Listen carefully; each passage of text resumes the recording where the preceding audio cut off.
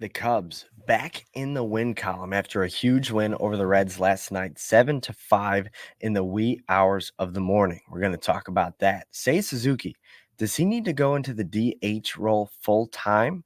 We're going to get into that and more, including some bullpen injuries on this edition of the Cubs Baseball Channel. Make sure to like and subscribe.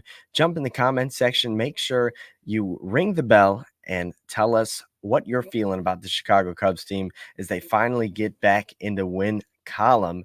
And here is your invitation to our show.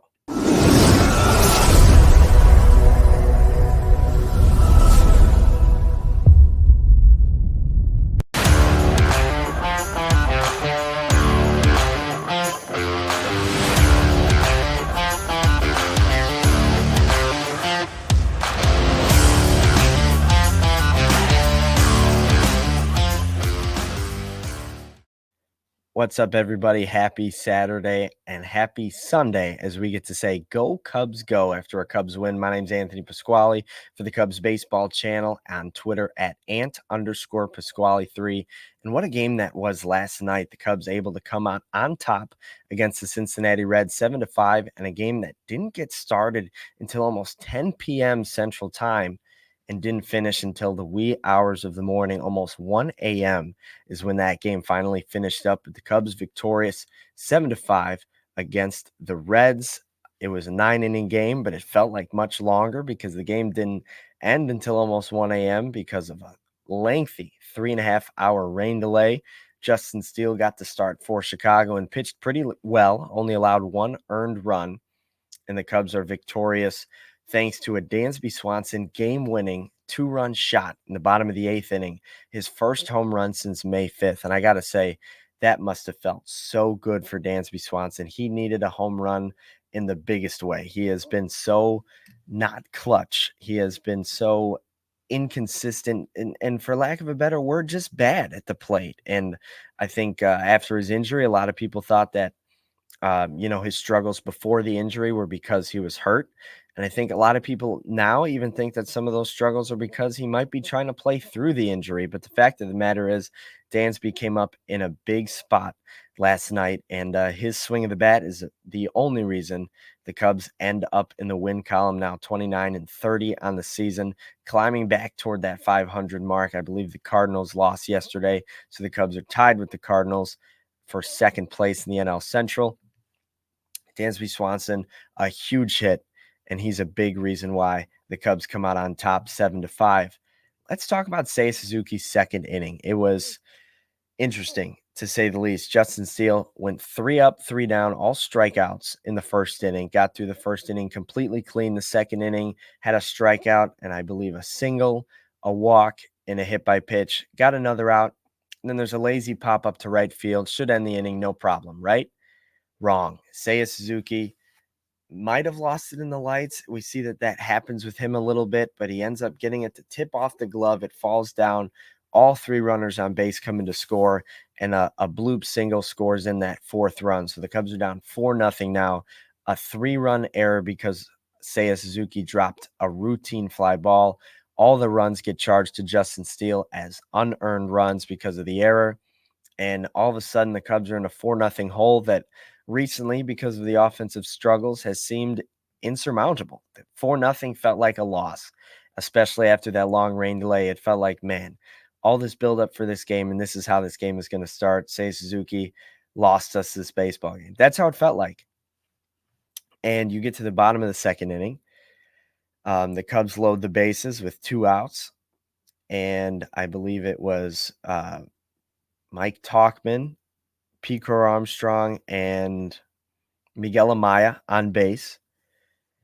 And Seiya Suzuki turns on one, launches it way back in the left field bleachers. It's a grand slam, and we're tied. That has to be one of the most unbelievably influential innings that you'll see from a player in quite some time. The Cubs give up 4 runs because of him, and they tie the game with 1 swing of the bat because of him. If you're looking at win probability added or win probability decreased, Seiya Suzuki probably had the biggest swing of any player that you're ever going to see. He gives up a 3-run error, and then the hit right after results in his runner coming in to score. So 4 runs because he dropped a fly ball.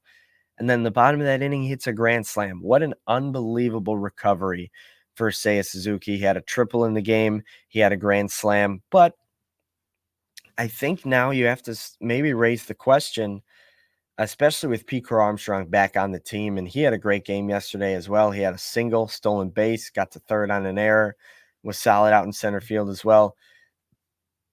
Is it time to ask the question, maybe Seiya Suzuki becomes your designated hitter?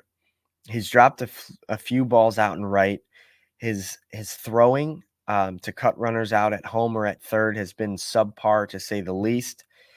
He's also had some base running blunders, but that's neither here nor there in this discussion. But with Pete Armstrong's defense in center and the luxury of being able to deploy Cody Bellinger at first or at center or at the corners, or Mike Tauchman as well, the kind of weak link defensively out there in the outfield is Seiya Suzuki. You have the Golden Glover and Ian Happen left. You've got Gold Glover and Cody Bellinger, who could play center, right, or first. Then you've got Mike Tauchman, who can play center or right, and Pete Armstrong, who is an elite center fielder.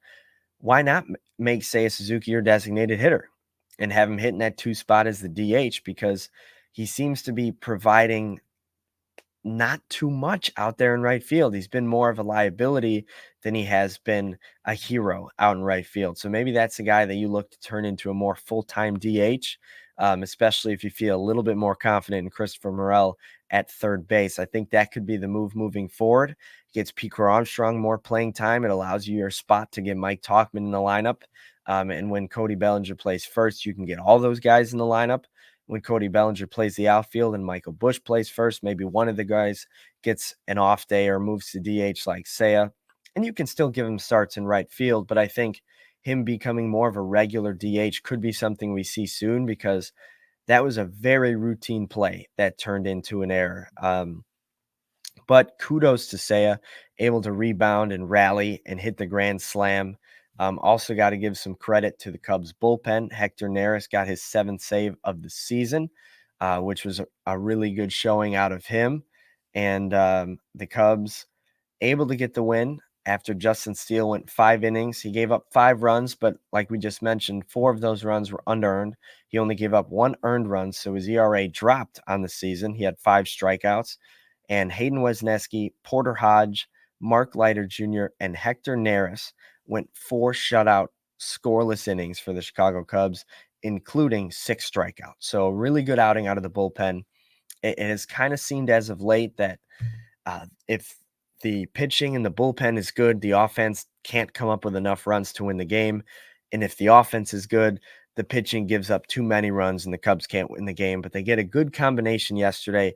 They score enough, and the bullpen does a good enough job keeping it tight, and the Cubs win 7-5. They get a chance to go for the series win today. But before we get into that, Craig Counsell shared some updates on some relief pitchers and when we might be seeing them. Adbert Alzolay is currently shut down because of his injury, so he is not even throwing yet. Julian Merryweather is throwing, but the Cubs think just because he's rehabbing a rib injury that we won't see him until July, potentially after the All-Star break, so maybe the end of July. And Yency Almonte is also currently awaiting his next step, so he's not really anywhere close to returning as well. So 3 pretty big name, high leverage reliever type guys are going to be out for at least the remainder of June and probably into July. So you're going to be looking for guys like Luke Little and Porter Hodge, Hayden Wesneski, Mark Leiter Jr., Hector Neris, and potentially some other guys to return from injury like Keegan Thompson, Daniel Palencia, Colton Brewer. But you are going to be without these guys, it looks like, for the remainder of June, as today is just the 2nd day of the month. So that's obviously quite a blow, but the Cubs have been dealing with injuries all season long, and I think you can just expect them continue to grind through them and hopefully start grinding out some more wins in the win column. And hopefully that starts today. Cubs versus Reds, 120, a little Sunday action. And the Cubs have a guy who has pitched like an ace as of late on the mound, Ben Brown, coming off a 7 no-hit inning outing.